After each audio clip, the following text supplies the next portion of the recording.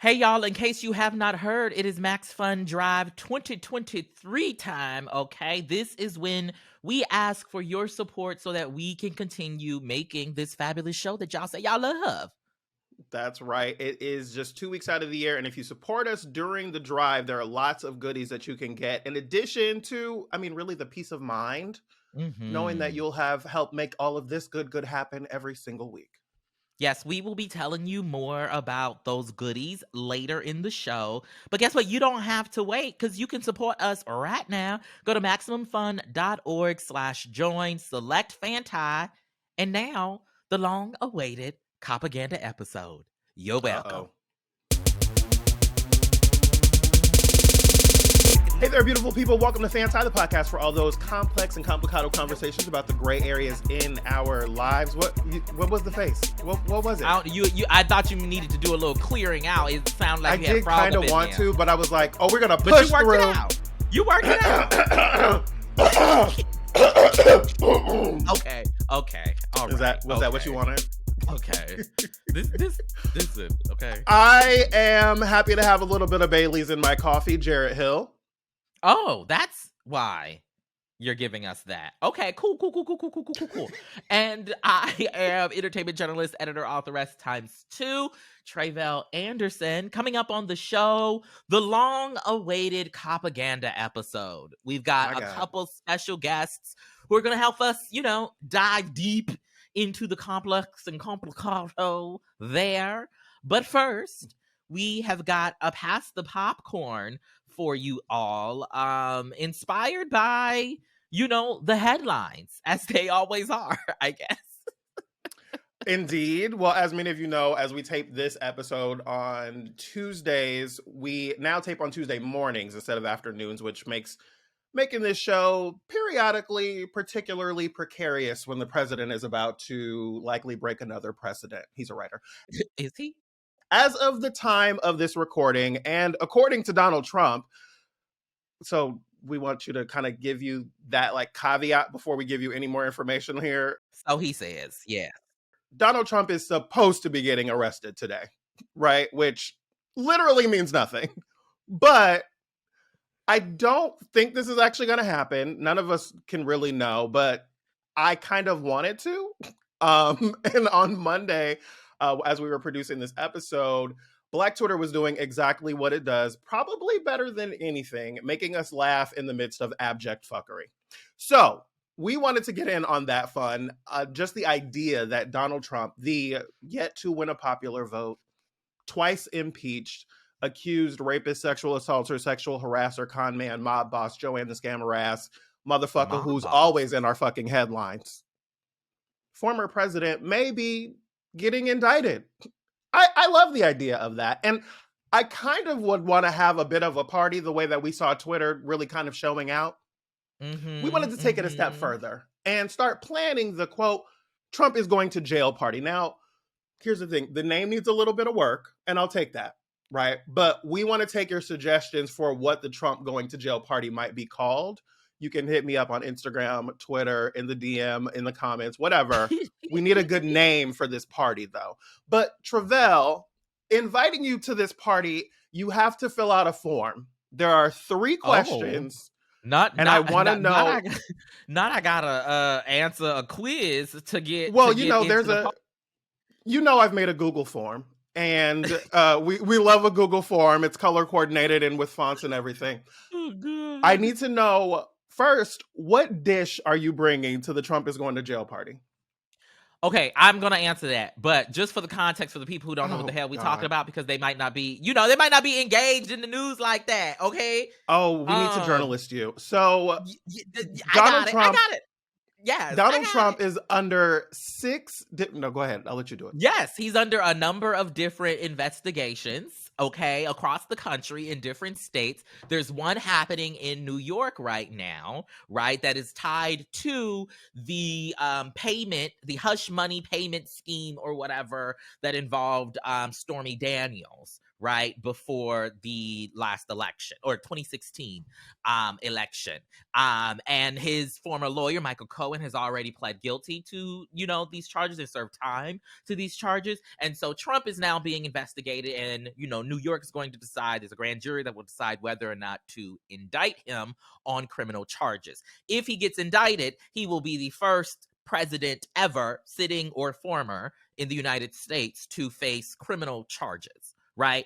And he said that, based on the press report, and that he was supposed to get, arrested on Tuesday, today, the day that we're recording this, whatchamacallit. Now, on my other show, What a Day, where you could get your daily news in about 20 minutes, led by yours truly, Ting. We've covered this story, and the likelihood that he's actually going to get arrested today is very, very, very, very, very, very slim, like super unlikely, just because of like procedural and logistics and stuff like that, right? So he's carrying. But the important thing to note, right, is over the weekend, he told his supporters that they should protest and take back America, which, is a more explicit call than stand by and stand back, or stand back and stand by, which he previously said that led to the January 6th insurrection. Okay, now I'm done with the journalist side of things. We can get to the fun.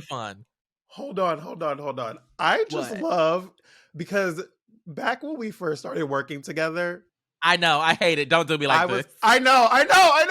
I was very much the news junkie who's like, let me make sure to provide the context. It's really important that people understand the facts. I know, I hate me for it. And now you're like, well, now that I'm reporting the news, let me give you the facts. And I live, bitch. I live for this story arc. But as you're coming to the party now, back to the party. What are you bringing? What's your dish? Okay, it's the Trump is going to jail party, okay? So you know that you need chicken, okay? So I'm bringing some Gus's world famous fried chicken, okay? You know that's my go-to chicken spot here in Los Angeles. It's a Memphis-based chain, if I'm not mistaken. So that's what I'm bringing, because I ain't cooking for such a big group. You got to get it catered, honey. That's a good what point. are you bringing, Jared? I saw Kenya. Well, no, let me be really clear. It was not Kenya Moore. She did not tweet this. Someone tweeted a photo of her from a reunion and like captioned it. Very important that we make the distinction. But it was a photo of Kenya with like a look on her face, saying like, if they arrest Trump, I'm putting a little something on the grill. And I was I was like, very much that energy. Like, oh no, I want hamburgers, hot dogs, I want ribs, I want a brisket. Like, I want exactly. I need the different sauces, right? I'm ready for it. Okay. What song are you requesting from the DJ? Okay, so I'm going left of center here, okay? And you I'm gonna never say, shut up. I'm gonna go with, I've been seeing a lot of these, like remixes. If I don't even know if you call them remixes, but they'll take a gospel song and they'll put like a hip hop beat under it, which is like right up my alley. That's my type of Jesus. That's my type of church. Okay, unless it's Kanye West doing it. Well, the thing that I would be requesting from the DJ, okay, I need a hip hop version of the old Negro spiritual. I've been running for Jesus a long time. I'm not tied yet, and I'm not tied. Listen, but with a beat under it, so that I can get my getting on to it. Okay, wait, to take that a step further, I need it to then be covered with Beyonce Always on Beat video, where she is like getting it to whatever this word is. Period. I feel like I want Akon's Locked Up. Yes. Mixed with a gospel beat, because I was coming in with Akon Locked Up as my song, but now that you put it that way, I think we can mesh the two of them.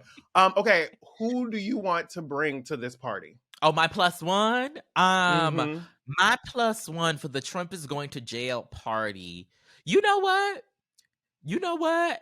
I'm gonna go with Miss what did they call her? Cop Mala. I'm gonna go You know what? I'm not doing That's what this the with streets you. call her. That's what the streets. I'm gonna go with Vice President Kamala Harris, prosecutor in chief. Because I'm sure she would be a great time. Y'all seen that video of her, with them high knees, with the marching band behind her. I know Yes. she's good at a party. Okay, especially one that will celebrate this. I want her to show up to the party with the marching band and the high knees. Yes. I want her carrying, baby. I want her showing out. Who are you bringing? I keep going back and forth on like who this person should be. And like the person right now that I think it would be George Conway, who is Kellyanne Conway. If y'all know who Kellyanne Conway is. Goodbye. Her husband, now ex-husband. I want him and the daughter that we kept seeing on TikTok. I want them to come to the party. They're not getting invitations to the cookout, but they are getting +1 to have a plate. If we can get them a plate to go. We can get them a plate to go. Listen, right? They can sit at this table over here and be over there by themselves. But like, I got questions and I want to hear the commentary. I can't. We want to know what you would call the Trump's going to jail party as we are planning it currently, and we need your input. You can hit us up on all the social media. We're going to take a quick break. When we come back, we're getting into the Copaganda of it all. The episode you've been waiting for is here, and I have some high hopes. I think it's going to be really good. That's next. Okay, y'all. So give me a second, okay? I need to visualize a little something. Are you visualizing listeners heading to MaximumFun.org/join to support this show because it's the Max Fun Drive and therefore the best time of year to support the show? Absolutely. How did you know? All right, y'all. We have already told you this is the first week of the Maximum Fun Drive. This is our annual opportunity to sit down, dedicated to asking you all, our wonderful listeners and supporters, to, join the Fanti fam, become part of the Maximum Fun family, and help financially contribute to us providing you all of this good. We should point out that you and I, Jarrett, right, made a point in our choice in choosing to do this show here at Max Fun. We could have gone elsewhere because, we hot shit and whatnot, but we chose to come to Max Fun, and a lot of that was about it being, a listener-supported community. It was about us being able to have ownership in our show, and, those are important things to be thinking about, right? When now we've seen in the Maximum Fun journey that, the network is now worker owned, right? Instead of just being this like small independent outfit, it's now worker owned. If you all haven't seen the headlines, I'll read this one from the Los Angeles Times. His LA-based podcast company faced a crossroads. Now, Jesse Thorne's employees are owners. You can read the article yourself, but guess what? Our workers, Laura Swish and them, the producers behind the scenes, they now, basically own Maximum Fun. And that's another reason why you should be supporting us during this Max Fun Drive. Absolutely. We've seen headlines coming up about this most recently over in Axios. You see podcast network Maximum Fun to transition to worker-owned cooperative. Other headlines you may have heard or read about over the past year or so: SiriusXM cutting 8% of their workforce. Tom Brady's media company reportedly shutting down their podcast division. Morning Brew saying that Spotify's layoffs could spell trouble for the podcast industry. Spotify spent $200 million on Joe Rogan, which was a choice, or Tre'vell would say, choices. And we did not do that kind of thing here. We did not spend $200 million on a Joe Rogan. This network is listener supported, right? We spend our money on our team and investing back into our shows. And it's been really, really fantastic to be a part of such a great community of listeners and workers. What, Tre'vell? What's the face?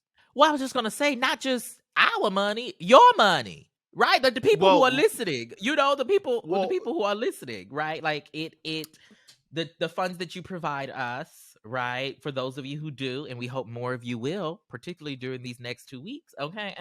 MaximumFun.org/join.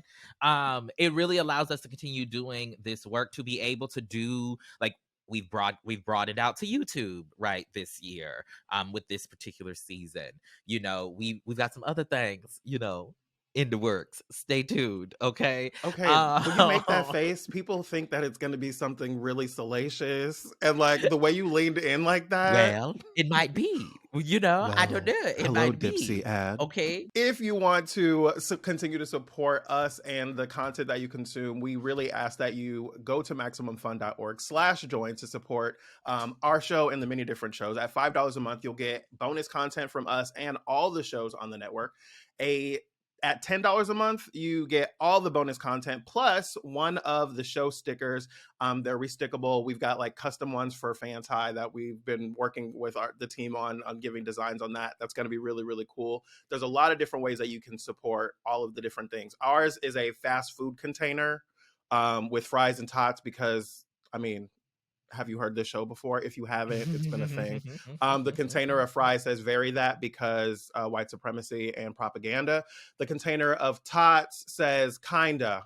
There's a red flag on a toothpick with it sticking out, and it says, "Fanti" on it out of the fries. It's kind of offensive to me, and You'll I be all feel right. like I'm being attacked and underdogged, but it's fine. I want to stand up for tots everywhere. You'll be all right. We will make sure that we post an image of, what the sticker looks like on the socials, because I think Jared did a horrible job explaining that to you all. But there's all these other levels, okay, that we will tell you about more later in the show. But please take a moment to go to MaximumFun.org/join. And now let's get to some The sticker propaganda. has a Okay, container of fries and Jared tater. Hill.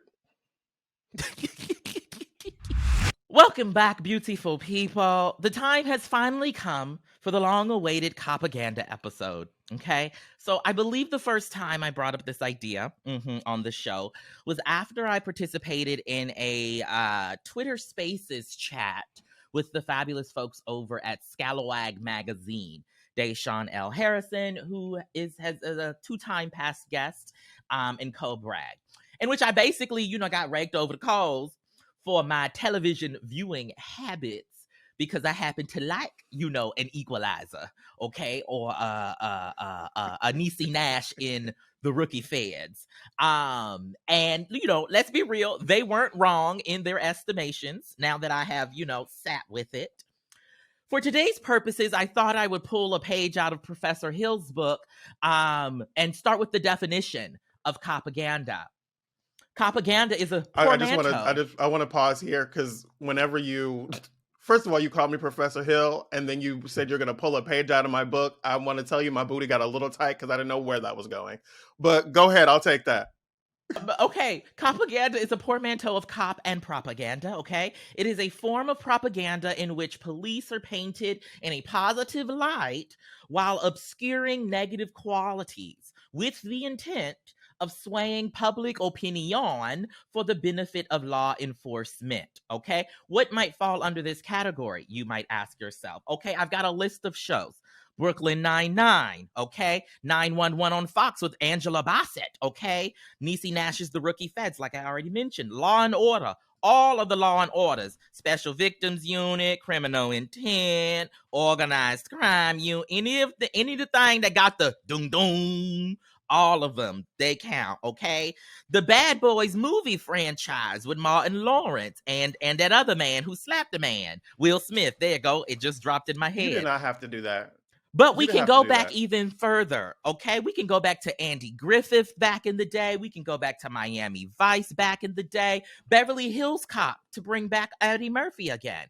And then obviously the TV show that we all know, maybe you loved it, maybe you didn't, Cops, the TV show Cops, right? There are literally so many examples that fall up under this. But in an era in which calls to abolish the police have never been more loud, how should we be thinking of our media consumption of these shows and films that quite literally are making a case for the opposite, right? We're supposed to see these friendly cops on screen and think they're here to protect and serve us. but we know that to be not, y'all know what it is. We've been living life, okay, for a few years at least, okay? We know the real, okay? And I will submit for evidence the long list of folks who've been killed at the hands of police in case you don't know what we're talking about. And so, for folks like me, right, who be tuned in every Sunday to watch Dana Owens kick ass in The Equalizer, what the hell is we supposed to do? And so, joining Jared and I to dive into the complex and complicado of Copaganda, we have two guests for you, all right? She is the executive director of Build Power and culture strategist Tia Oso. Welcome to the show. Hello. Thank you so much for having me, Tre'vell and Jared. I was in Jared's DMs like, oh, you going to talk about Copaganda? You got to put me on. Period. That is quite literally how that happened, yes. Period. And he is one of my besties, a professor of Black Studies and Political Science at Amherst College, co-author of Prophet of Discontent, Martin Luther King Jr., and the Critique of Racial Capitalism. That's You my remember friend, the okay? name of my book. I'm not even gonna lie to you, Jared. I have it written here in the script because I wouldn't do that to you on national live YouTube. And I wanted people to know the book, the whole name of the book, so they can go ahead and order that in the name of Jesus. Welcome to the show, Jared Loggins. Thank you for having me, Val. Thank you for having me, Jared. I'm already tired. I got to let you know. I am so excited. Tre'vell and I have been talking about, in one way or another, Copaganda, abolition, reform for the last, 6 years? At least, honey. Listen. At least 6 years.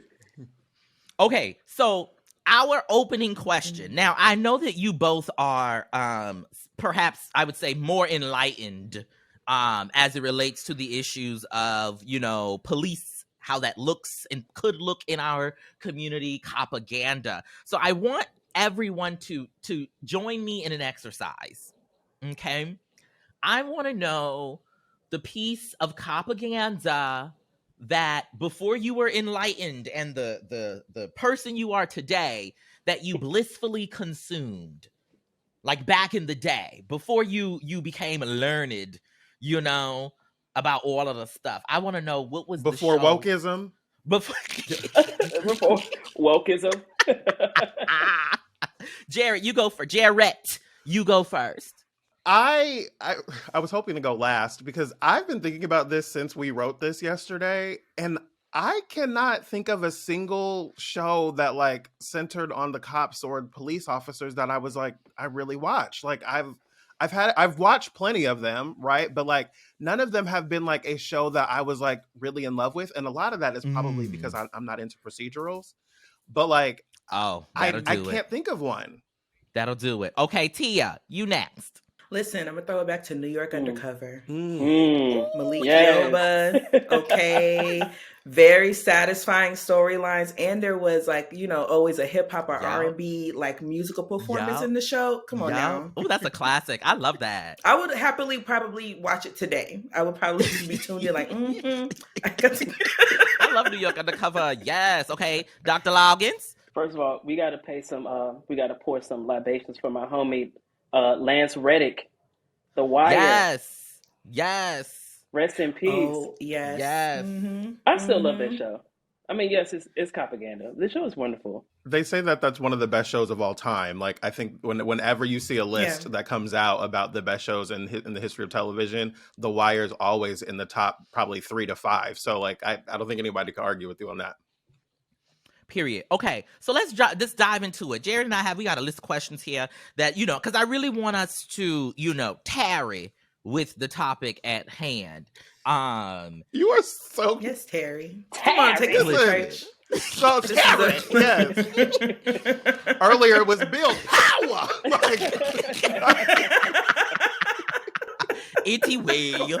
Okay, so I want to know. I think it's clear to me that like Copaganda is not good. It's bad, right?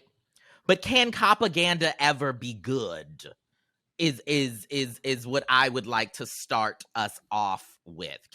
Because right when we look at some of the more current versions of Copaganda, like a Queen Latifah in The Equalizer, like a Niecy Nash on The Rookie Feds, they are, they're heroes, right?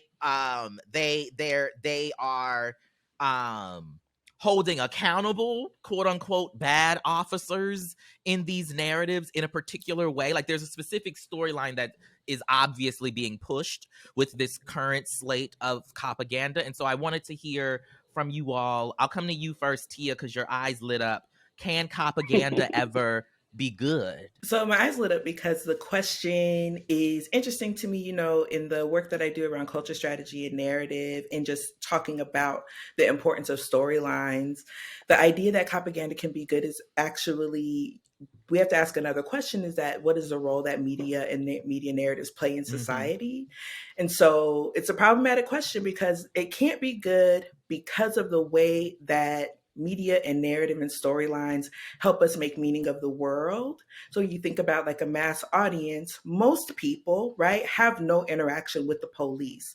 That's why when there's protests and people are, in the streets in the hundreds of thousands all over the world, people were legitimately shocked and surprised, like, oh my gosh, the police are bad. And you know why they had no idea the police were bad? Is because we have decades of propaganda, right, indoctrinating us through popular culture and making us think that the police are good, the police are heroes.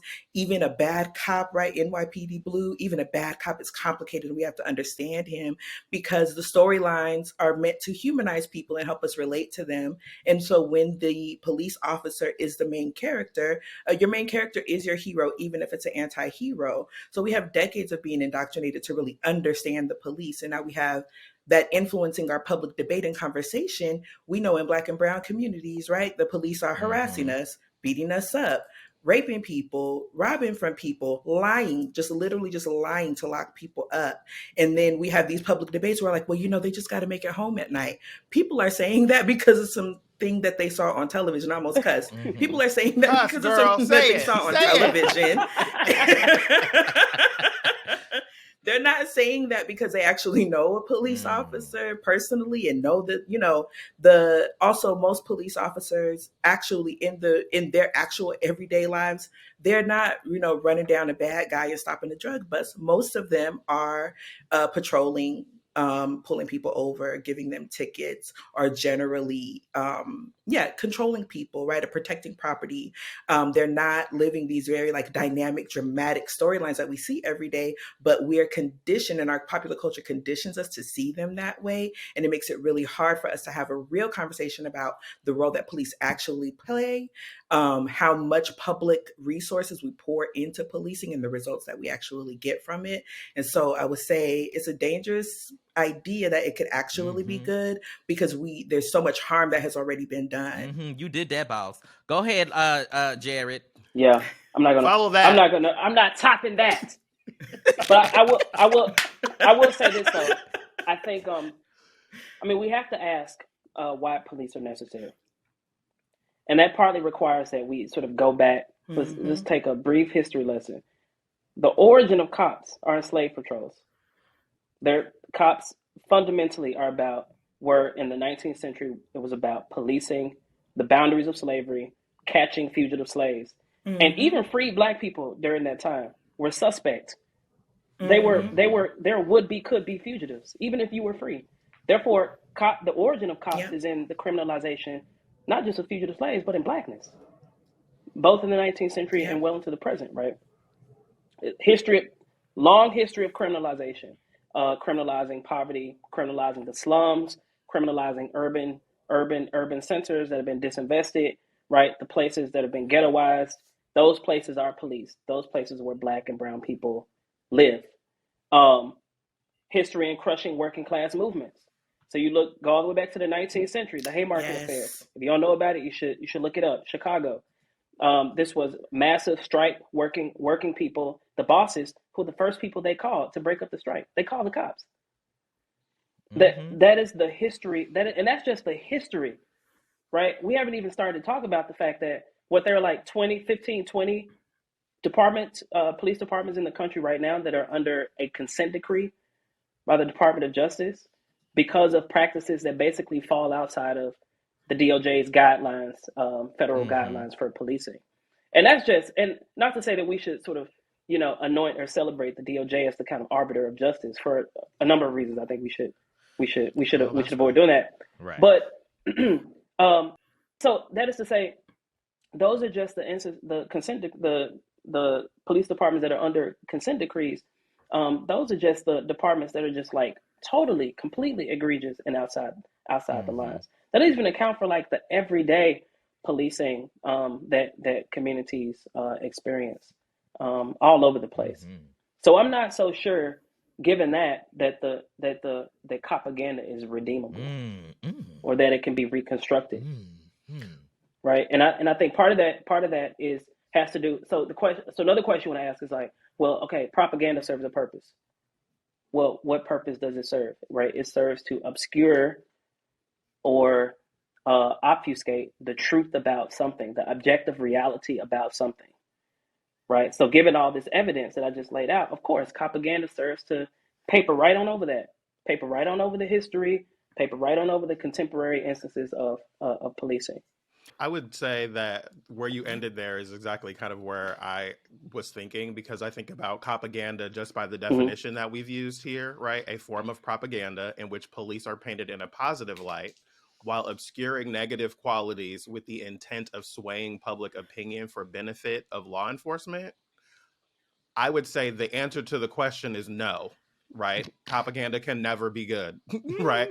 And like, I would say that just looking at the inverse effect of it, right? Because we think about the positive light that we shine the police in, but we also have to think about the negative light that it shines Black and brown people in. Tia, you started to touch on that, right? The ways that it also sways public opinion about the ways we police communities, the ways that we think about those communities, the ways that we think about those people that are being policed, right? Those businesses, those streets, the homeless that are in those neighborhoods, the people who are suffering from such that are victims of sexual assault, etc. These shows have a lot of impact on those things as well, right? And so the question for me would be like, do we need any more, right? I think we can certainly have depictions of the police that are positive, right? We can have storytelling about police that can highlight some great police officers, but we also have to be honest about like what is also happening, right? We can't just be looking at it from that, positive light propaganda perspective. So can I follow up on this? So I think there is a perspective that says that calls for countering propaganda with different kinds of images, right? So whether it be the good cop or whether it be just counter propaganda, so anti propaganda. Like think about the latest example. I think is like Southside, the comedy, or I think Reno 9/11 maybe is an example of this, right? There are a number of kind of shows that are trying to push back against propaganda by simply proposing or putting out there new kinds of propaganda. But the question, new kinds of propaganda. But the question to me is like, or it seems to me that simply producing counter images is really not enough insofar as propaganda is about power. So it's not just enough to say, okay, well, let's now kind of produce more different information so as to counter, right, the effects of propaganda. Because the problem isn't about the information itself, it's about power. Okay, so I'd love to get y'all's perspective on how we see these kinds of things intersect with real life, right? I was just talking about the ways that we see these things kind of show up in the ways we think about things, right? How we message things out in the world and how it kind of lands on us. But I would love to get perspective on how do we see it show up in our state houses? How do we see it show up in our laws? Tia, I'll let you take that first. Yeah, so definitely there is a study by The Color of Change that talks about how depictions of police actually influence not just public opinion, but public opinion on the police and on the justice system about like what types of policing is necessary. So, we see Queen Latifah, taking a perp down and roughing people up. People are like, oh, that's what police have to do. And so when we're talking about police brutality issues and cases, in the minds of the public, police are supposed to be violent and that their violence is necessary. And it skews our ability to understand that no matter what the situation is, a police officer's violence is then justified, right? And so we saw this especially in the summer of 2020 with the violence against protesters, people just literally exercising their right to free speech and being smoke bombed, shot with rubber bullets, injured. Some people injured beyond now permanently disabled, especially under the Trump administration. Police were disappearing people. And there is this idea amongst, the general public where it's like, oh, well, sometimes that's what's necessary, or they weren't following the rules, or they weren't following the person's orders. And so when we're talking about what is justice, or what does policing look like, or what is the role of police in society, we already have this indoctrination that, police are supposed to be, the strong arm of the law, quite literally. And then we have it so that when we're talking about what the role of like public safety actually is, people expect there to be a violent, that violence and the legal use of violence, the legal use of deadly force or excessive force is necessary, not just for the role of police, but necessary for society. It also conditions us to think, and this is, especially in these like procedural crime dramas, or even in the true crime genre, Cops is off the air now, but we still got First 48 and all these other shows, because of the dramatic elements, right? And we want to, we have police officers who participate in these shows doing things for dramatic effect as well. We also have this idea that there is a looming force of criminal masterminds that are out to get you. And so we need this like rough, tough police force to protect us. People literally think that if you look outside your door right now, right, where are these, I call it hordes of marauding criminals that the police are actually protecting you from? They're in your mind, right? And they were put there in your mind by propaganda. And so we see it show up in the way that we understand justice and the justice system. We see it show up in the way that we understand the use of violence in our life and in our community. And we also see it in the way that we expect, right, to handle issues. Because if that is what justice is, then that means interpersonal violence, right, is sometimes necessary. That means when it's time for us to raise our children or do any type of corrective action in life, right, we expect there to be violence to be a part of it. And we even have these tropes, right, in our, everyday language about good cop versus bad cop, right? You say that when you talk about, dealing with somebody unruly at your job, like it's ridiculous. And when you don't examine it enough, that propaganda is the reason why we have these tropes and are, again, making meaning in our everyday lives. Yeah. Propaganda also shapes state level, city level budgetary priorities. So you think about the kinds of things that are necessary for a city to run. The conventional wisdom is that you need cops. You need cops to do that. Now, activists in the last several years have pushed back against this by saying, well, we need social services. These are the kinds of things that have been disinvested in, right? You think about like mental health services, universal housing, these kinds of things that are like, for a number of reasons are not invested in. And so what a lot of times happens at the state level, and you see this with like politicians all over the place, they're the latest scarecrow, the latest boogeyman is defund the police.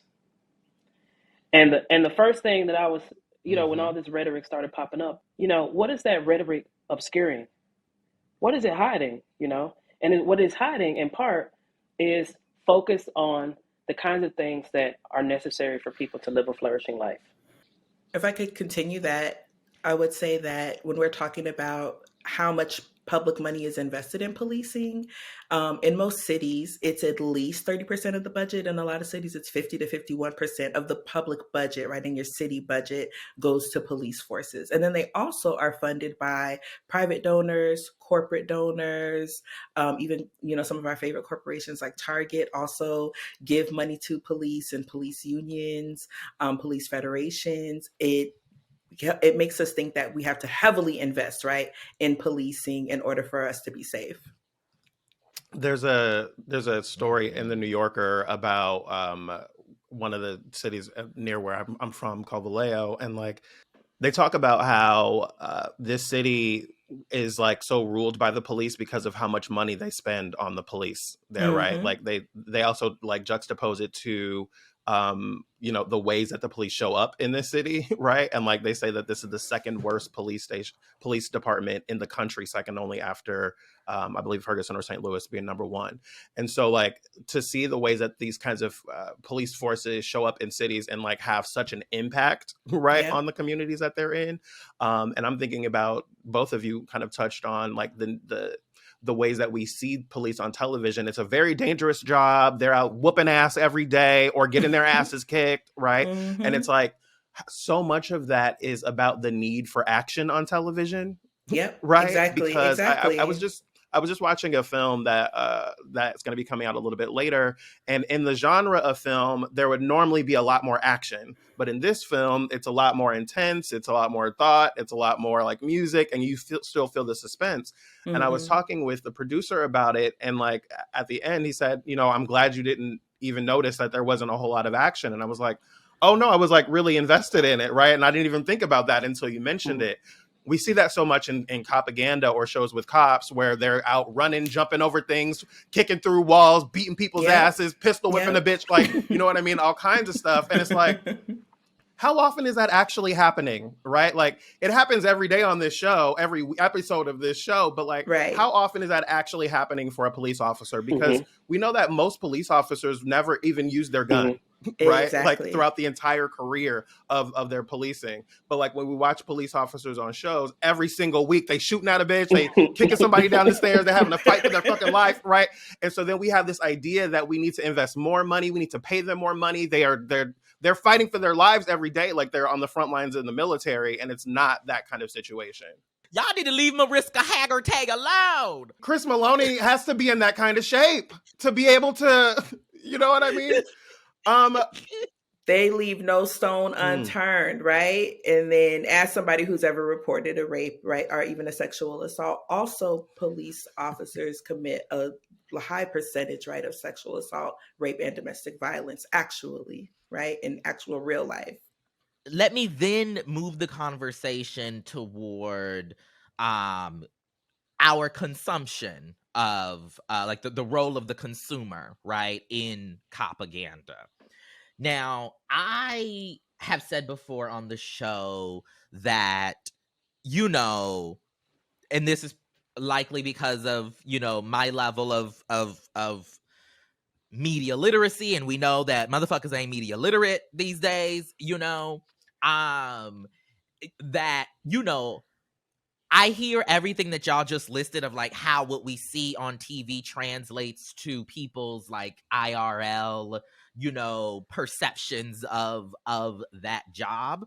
But for me, I have always seen the stuff on TV as like, oh, you motherfuckers are lying because this is entertainment and this is drama and like there's a score behind it that's supposed to make me feel a particular way. You know, all the different cues, right, that tell you the work that is being done on screen. And then we see a show like Brooklyn Nine-Nine, right, which is heralded for its diversity, right? Which you know is painting, you know, cops in a very comedic way, a very round the, you know, down home, round the way, that can be your neighbor type of way. And then you have a show like The Rookie Feds with Niecy Nash, where Niecy Nash is Niecy Nash, you know, because she's you know, it's very much giving you clean sweep Reno 911, like, you know, and so while yes, it does lead to all of the things that you all already detailed, I think there also, for me, is just like a particular, you know, patina of Hollywood on top. I don't know if I used that word right. Leave me alone. And so my question is, after all of that, is can one ever responsibly consume Copaganda? Right?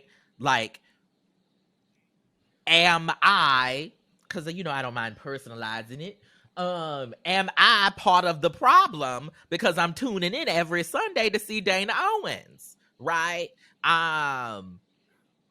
And if the answer is, like I think it might be, yes, I'm part of the problem, how do we, collectively as consumers begin to, whether it's altering our consumption or changing, right, what it is that we kind of invest our time and energy to? That's a very long, complicated question. We're gonna come to you first, Dr. Loggins. I think propaganda is really it's seductive in how it kind of compels us to endorse the violence that cops do on a daily basis. Now, you might say, okay, well, all I need is just a critical judgment. Like, I can watch these things. I just need a critical judgment so that I kind of guard against internalizing these things, this violence that I watch. But the problem with that is, just as you laid out, it has to do with viewership. So we watch these things. We're contributing to the whole infrastructure that props these shows up. So it's like, yeah, I'm critical of propaganda. I watch, these different shows, and but at the same time, I'm watching the shows. I'm an audience member, right? Like, I'm contributing to the whole economy of propaganda. So I don't know. I guess I'm just saying. I guess I'm of two minds, right? Like, about, like, okay, so I understand, like, the need for, like, education, the need to have a critical judgment in approaching these shows. But then the economy of these shows is still there, which I'm participating in by watching them. Yeah, I think that there's the economy of it, and then there's the economy of the entertainment industry writ large, right? And the types of investment in popular culture that happens. So I would say that if you want to be a balanced consumer, right, that makes sure that you're also consuming and supporting storylines that are different, right? And more independent and not corporate. There's also a kind of, like, in the history of propaganda, is that the show Dragnet, the creators of the show Dragnet made a deal with the LAPD for access to their records so that they could say, these storylines are based on true stories, right? And they could credibly say that. And then they got a lot of participation from the LAPD. They also allowed, though, the LAPD to edit the storylines and the depictions, and they got to participate in the actual writing of the show. There's a lot of investment by police and law enforcement agencies in Hollywood. There's a whole collusion and, interconnectedness between the way these shows are written, so that, we want it to be real. So they have cops consulting on these shows. Same way we have military officers, right, in the military investing in and consulting on the making of Hollywood, television shows and films. So we have to know and understand that. And then also, you started off your question, Tre'vell, talking about media literacy. So I know that I'm not Spider-Man, right? And I know that if I get hemmed up outside, that I'm not going to have a superpower to save me and nobody else is. But I'm not able to consume, I should say the larger population is not able to consume police propaganda with the same level of literacy and awareness, because it's so ripped from the headlines. Also, it's being written by people, right? Now let's get into writers' rooms. It's being written by people who also have no connection to the police, who are using, news headlines and stories to write these shows. So it's also, like, reinforcing all of these different biases as well. And so if we did have a critical mass of our population in the United States that was able to think really clearly and critically and consume media in a more literate way, it actually wouldn't be as harmful, but we don't. And the cynical part of me believes that people know that. And so that's why they're flooding us with all of these Black lady cops now. Black lady cop is, like, actually a whole new trope that's happening. And then, but the other kind of, like, underlying that is the fact that we're now having these storylines where the Black lady cop is the foil or the villain, right? Or, like, the hard-edged boss that now people are actually still rooting against. And so we're not unpacking anti-Blackness. It's actually not an in-depth portrayal that's helping us to humanize Black women, right, in the workplace. It's actually reinforcing a lot of those stereotypes. And so if we could have more critical thinking and media literacy and ethical consumption writ large, then we could consume anything and be able to just enjoy the entertainment value of it. But we can't look at these things in a vacuum, because most people are not, most people, even their reading comprehension level is the, average of a sixth grader. And if you ask a sixth grader today, are the cops good or bad? They're going to say, oh, it's a very officer friendly, right? The police are the ones that take down the bad guys. I was going to say, I would add that I think some viewers are just straight up motivated by cruelty. So to add to this, I think there's a psychological study that came out several years ago, where white respondents were presented with evidence that Black people are disproportionately more likely to be harmed by the carceral state, by policing, and so forth. Those respondents were actually more likely to support harsher penalties. So it's not clear to me that simply presenting information, counter information, is actually enough to do the work that needs to be done. It's just not clear. It's just not obvious to me. Well, and I mean, I think that kind of goes back to what we were saying earlier, right? Is because it makes us believe things about the cops. It makes us think that it makes us put them on a pedestal, right? It inspires people to want to become police officers because they want to go and fight crime and kick ass, right? We see so many police officers who want these kinds of opportunities to have power, right? We've seen there's data around this, there's narrative around this, there's anecdotes around this, right? About wanting to go and have control and have power and be able to physically, to be able to have some physicality in their job. We'll put it that way.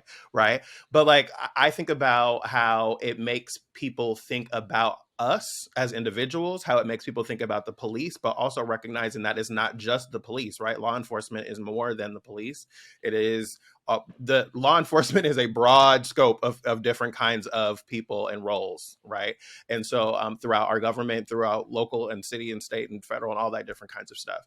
I think when I think about that, I remember working at our Atlanta NBC News affiliate, 11 Alive, back in the day, and sitting with our anchor who had been on the air for decades, Brenda Wood, and talking with her about how we always hear people talk about the news being so bad, and that's why they don't want to watch the news, and that kind of thing.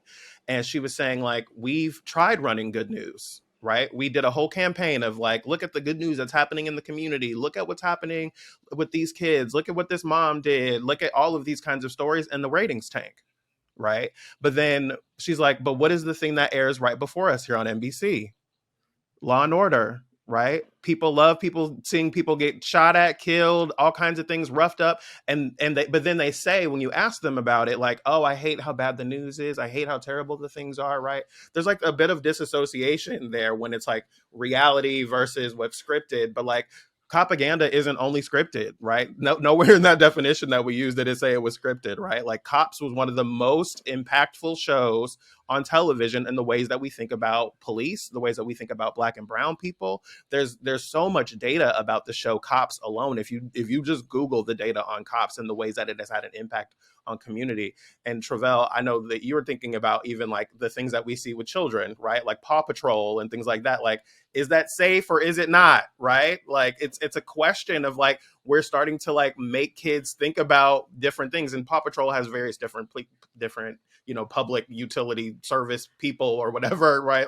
The firefighter and the helicopter person, all these different things. But it starts us early to start having these ideas about who's good and who's bad, right? And you can see that with the kids playing with the toys and the way that they interact with each other and who the good person is and who the bad person is and those kinds of different things.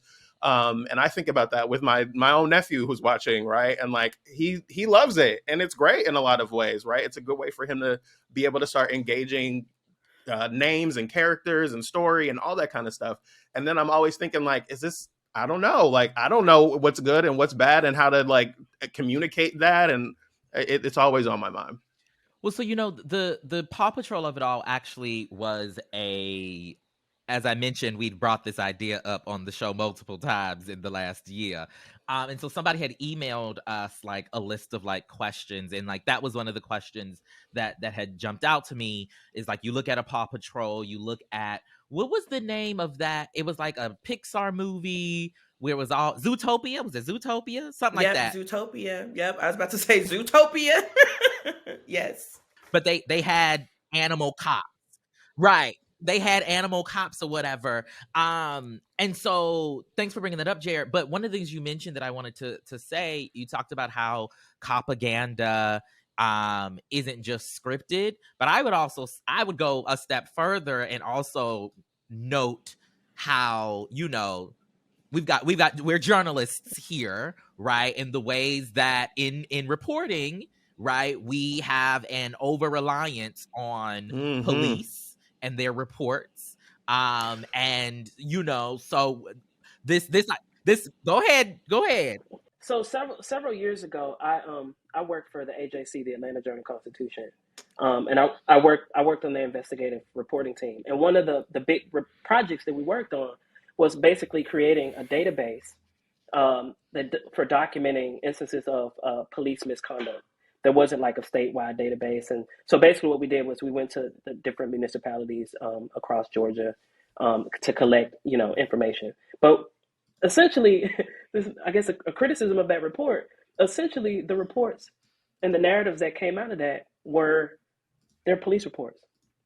They were just the narratives that the police gave for what happened in these circumstances.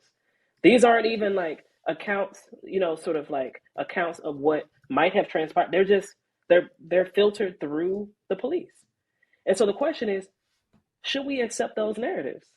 And I think too oftentimes the news media, journalists, like uncritically just recycle what the police tell them about a particular situation. And I think so. So I'm not a journalist, and I don't know what kinds of conversations are happening in newsrooms about this, but that strikes me as like a huge problem. I would say there, as we wrap up here, I think about police reports a lot, right? Whether I'm thinking about George Floyd and what that police report looked like, let's just use that as an example, right? We know that the George Floyd police report referenced him being on the ground and having some kind of a respiratory or medical issue, and then, later passing away. And like, they talked about it so just like, something happened, we don't know what it was, and then it was okay. Police reports inform a lot of these different kinds of stories that we see in the news, things that we see in scripted, things that we see, the ways that we see unscripted shows edited, right? To be able to depict what happened with the police officers, right? And these police reports, we talk about this in journalism so much, like you cannot just rely on the police report, but like using the police report, if we had used that in the George Floyd instance and used it for an episode of Law and Order, it would be a story about a police officer who went and arrested some guy who was wilding, and the guy just happened to die, right? Like, and it would be a whole other story. And we can't ignore the ways that has an impact in society, right? Because there are hundreds, if not thousands, of episodes of just Law and Order, and the first 48, and the numbers of episodes of different shows go on and on and on. And so like it's hard to even figure out how we counter that. So we really appreciate y'all being here. We could probably talk about this for another few episodes, I'm sure. But Tia and Jared, we really, really appreciate you. Tia, tell people where they can find you and the work that you're doing. Wonderful. And before I wrap up, I want to say that we didn't even get to talk about Zootopia and the toys and Legos and all of the things that indoctrinate little babies. Okay. Like, do you want to be a police officer? Okay. That's the good guy. Right. We play it in our little games on the playground. Like, okay, I'm the cop. Okay. You're the bad guy. Yes. And it is a deep issue that we really need to unpack. I thank you so much for allowing me to invite myself to be a guest on the show. I love y'all's work. I love the conversation. I'm happy to talk more about it. So again, my name is Tia Oso. I am a culture strategist and the executive director and co-founder of Build Power. Y'all can follow us on @BuildPower on Instagram. You can follow me at Tia.Oso on Instagram. And, I get a little spicy on Twitter. So that's Tia_Oso if you want to follow me on there. I should also say, Tia, we've been writing for a long time. This is like the third show that I've hosted that you've been on, and I appreciate you always being able to provide such a great perspective. Dr. Loggins, tell people where they can find you and the work that you're doing. You can find me on Instagram. That's Nomad. Clearly one of Tre'vell's friends. I can't. Clearly one of Tre'vell's friends. Nomad NOMAD.JARED on Instagram. I am hanging out at Amherst College, teaching the babies. Please Go to stopcop.city and donate.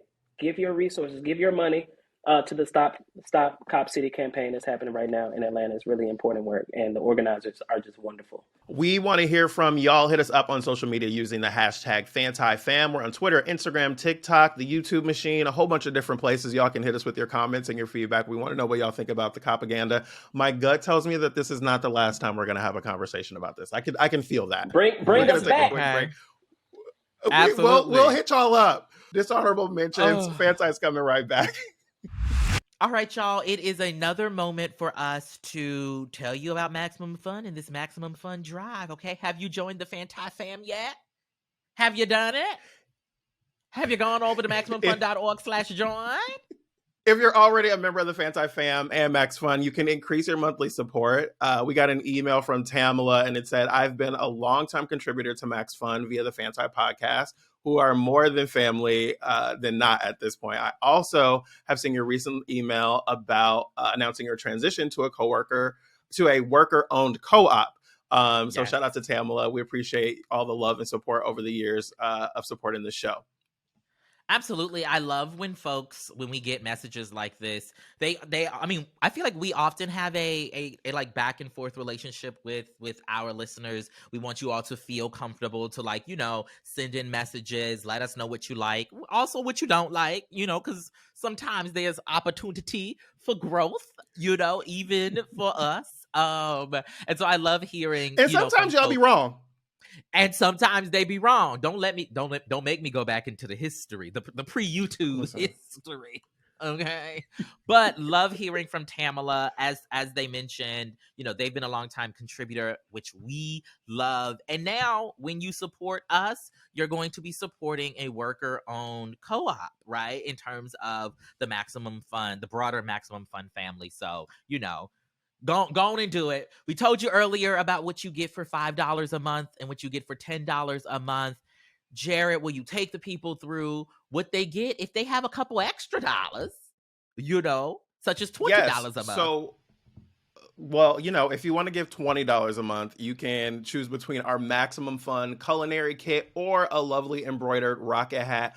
So the Max Fun culinary kit is a gift of love from our podcast family to yours, as they've been calling it. It includes the 2023 Max Fun Family Cookbook designed by Tom Deja, featuring all new recipes thoughtfully submitted by your Max Fun faves, and a jar of bespoke maximum flavor spice blend so you can get your Emerald Lagasse. There's like a BAM insert here, and I always love Emerald Lagasse for, oh yeah, babe. Like, it always sounds really kind of dirty. He's like, oh yeah, babe. It's too much.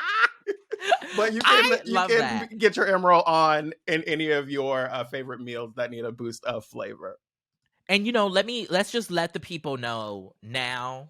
I took a look at the cookbook. Okay, now we don't have recipes in it because, listen, we didn't meet the deadline. That's our fault. We were writing a book. Right, we were writing a book, y'all. Okay, I don't know what y'all want us to do, but I did 2 books for you. I was looking at the cookbook, and there's such fun recipes that you can legitimately do, right? If they're done in a fun way, and so I said to myself, oh, I might try this recipe that this person put in here.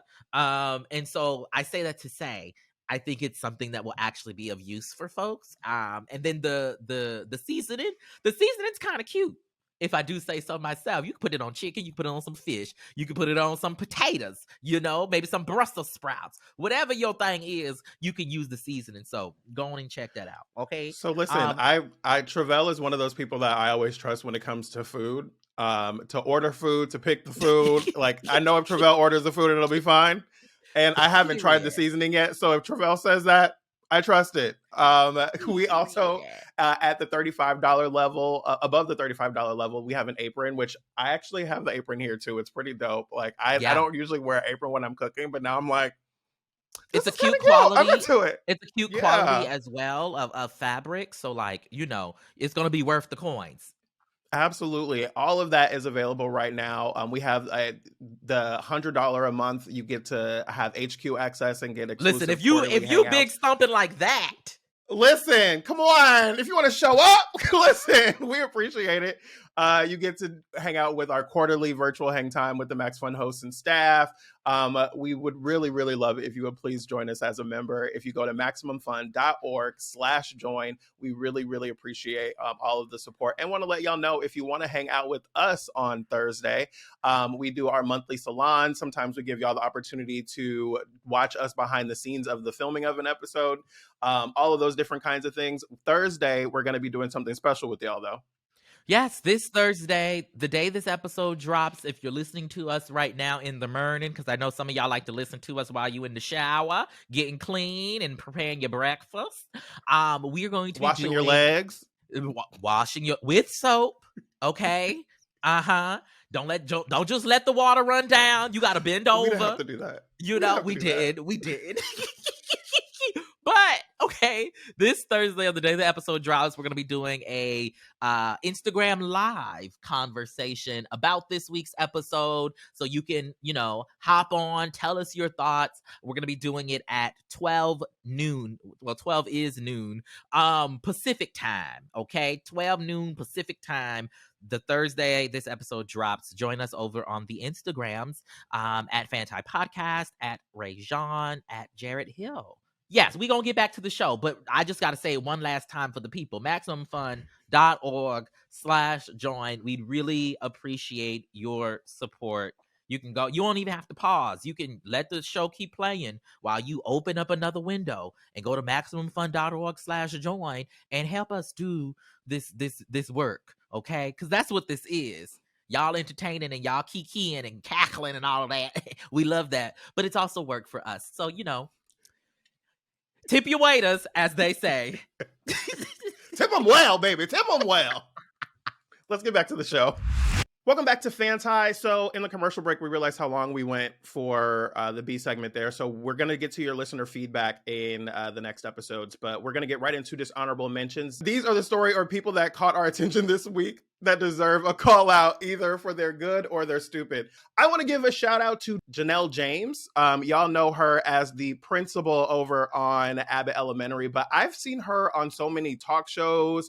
I just watched her hosting the 2023 Writers Guild Awards. I saw her opening monologue there. And every time I've seen Janelle James, she does not miss. Like, she's always funny. She's always got a great quippy comment. And the opening of the Writers Guild Awards, I appreciated that she had jokes that didn't land in the room and she still made them work, right? Like, even when she misses, she don't miss.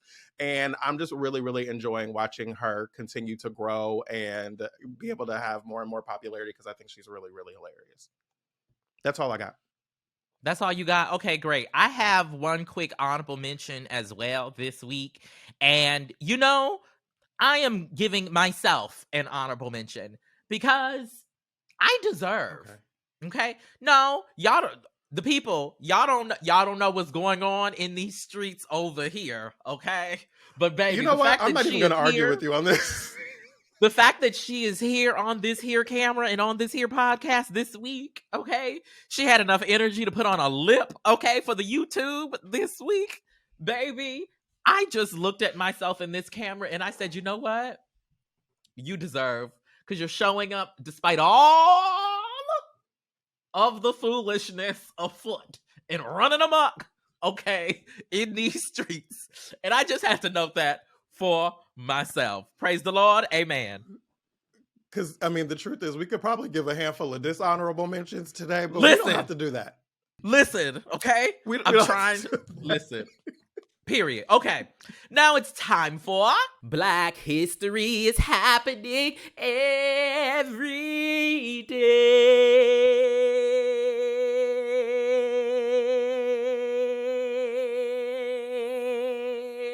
This week, I don't know if I've mentioned this trailblazer on the show before. I couldn't remember, so I thought I would just do it again, even if I did. And so I wanted to give it to Jewel Thais Williams. Now, back in 1973, Jewel Thais Williams opened Jewel's Catch One, also known as The Catch, here in Los Angeles. It was one of the first Black discos in the United States and was for a long time like the Black queer spot in Los Angeles. She opened the club after she experienced discrimination in different clubs around West Hollywood because she was Black and a woman. Back then, right, they had to like show multiple forms of ID to be able to get into the club. Now, you know that's some bullshit. They barely be checking IDs today, okay? So, now, the Catch became the place to be regardless of how you identified. The likes of the Queen of Disco Sylvester, the Whitney Houston, Luther Vandross, Janet Jackson, Donna Summer, Whoopi Goldberg, Rick James, and that white woman named Madonna, they all was dipping and doing it, okay, in there at one point or another. Now, Jewel, she sold the building in 2015 in part because, listen, the economy has changed when it comes to the clubs. The young people want to be able to walk up and down Santa Monica Boulevard and pop in and out. You can't do that when you go to the Catch because she's by herself on the corner of Pico, okay? Ain't no walking up and down to no bar.